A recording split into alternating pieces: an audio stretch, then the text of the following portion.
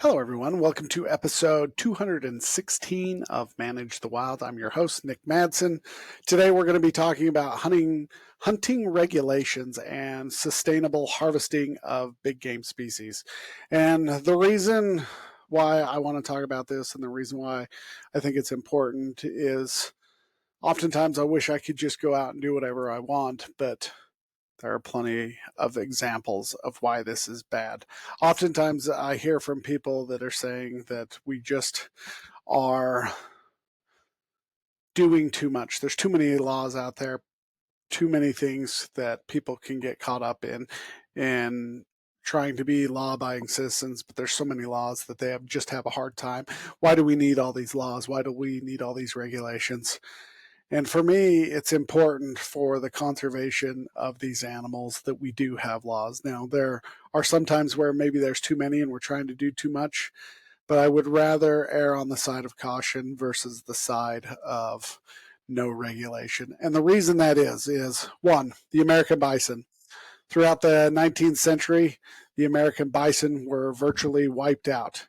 And this didn't happen over a period of 100 years. You're talking less than 25 years. The bison went from millions down to thousands.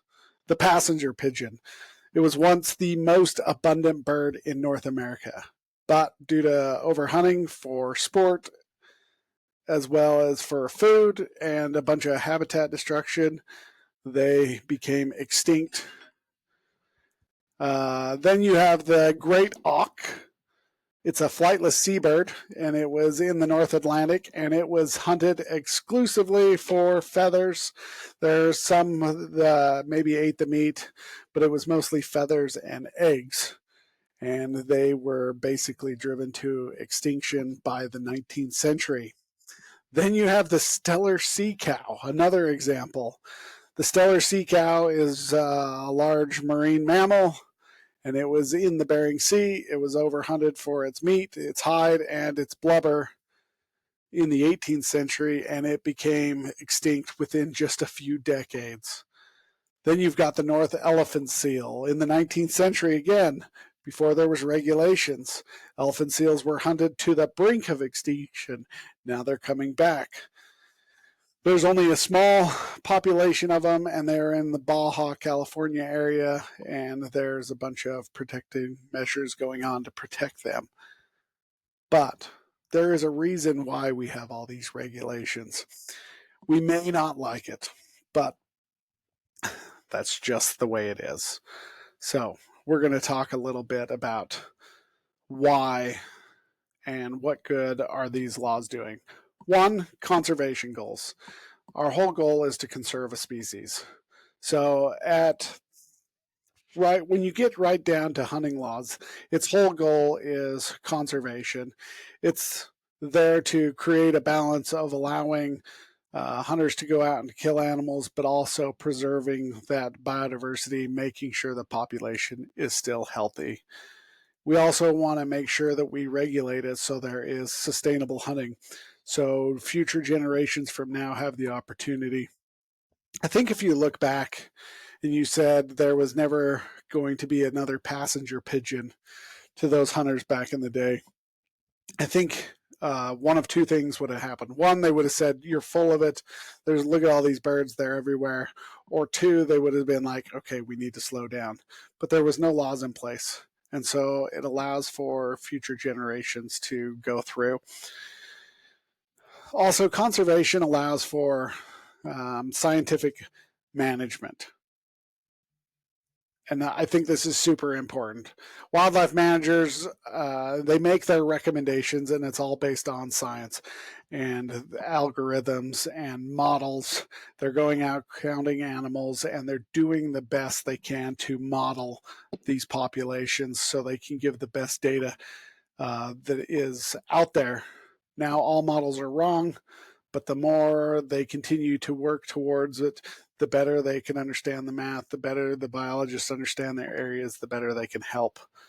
And so scientific management is important. Now, biologists don't set the limits. they make recommendations, and wildlife boards set the limits. So it's the job of the biologists as well as the wildlife managers to get the best data out there. Oftentimes, people look at bag limits and hunting seasons and they're like, this is stupid. Why are we doing that? But the bag limits are to make sure that you're not over harvesting these critical, like if you push a species too far over, then it's hard for them to come back. And so bag limits or limits on the amount of game that you can take are set for a certain reason. And they're looking at the scientific data saying, how many animals can we harvest? How many do we need to remove? How many do we need to add? And so it just allows for good monitoring and not over harvesting of a species. And then when hunters respect the bag limits, they're playing a role in conservation, because when they're not doing illegal take or over harvesting or poaching or whatever you want to call it, then they are making sure that there are game coming back for the next year, that they're the populations, whatever they are being able to reproduce. I often hear fishermen, when they are taking as many fish as possible, let's say you catch a fish, you release it, and all of a sudden it dies, and so the fisherman goes out and grabs it. Well, sort of science and research is taken into account for all of the fish that are released that possibly could die. Also, that nutrients of that fish dying in that area plays an important role. Now, we don't want to go killing a bunch of fish to increase the amount of nutrients, but that nutrients does play a role in feeding the food that the fish eat. And so all those things are being taken into consideration. It also plays a role. Hunting regulations also play a role in habitat protection. We want to make sure that we're harvesting enough animals that we're not hurting the habitat. So think about yesterday in the Catalina episode. They have over 1,800 mule deer that are invasive to that island on Catalina. They were brought there in the 1930s. They have no known predators, and so they are just growing unchecked, and they are causing habitat destruction. Now, they're only removing or they're only giving out tags for 200 of those, and let's say 50%. So they're basically removing 100 of those every year. But we know that pregnancy rates of mule deer are extremely high, and they're even higher when you have reduced winters and no predators. They go even bigger, and so that population is just growing unchecked. And so you can use these hunting regulations to institute a law where a state has to manage animals to a certain amount. So now they're required by law to reduce that population down to a level. In this case, they've decided to bring in a commercial company to just kill them all. But again, they are required by law to manage for a specific amount. All right, we've just covered a lot. We've talked about hunting regulations and how hunting regulations are based around conservation and science. Talked about hunting limits or bag limits, and hunting seasons are designed in ways to protect wildlife.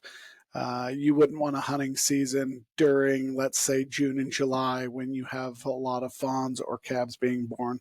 And so that's why you reduce the hunting until August, because after about 8 to 12 weeks, these animals are weaned and they can make it on their own. Habitat protection, and then public involvement, because the public has a say in the way all of these things go. All right. That's all I got for today. Thank you for listening to today's episode. Go ahead and follow us on or subscribe on whatever platform you are listening to the podcast. Go ahead and subscribe to our YouTube, Facebook, Instagram channels. And then the other thing is find an organization. I don't care whether it's a hunting organization or a non-consumptive. Just get involved in wildlife. Whether you want to support one way or the other, it doesn't matter to me, but get involved and let them know that you care, and go out there and help wildlife all you can. All right, that's all I got for today. Everybody have a great day. Stay wild.